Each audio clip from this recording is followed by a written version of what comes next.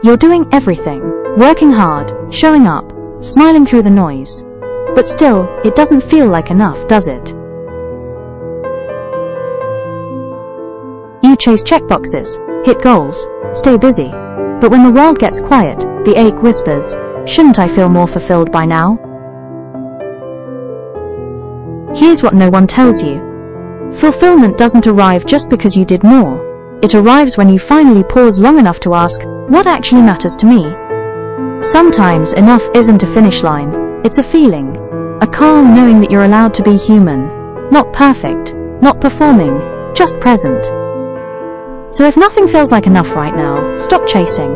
Come back to your breath, come back to yourself. You were never meant to earn your worth. You just had to remember it.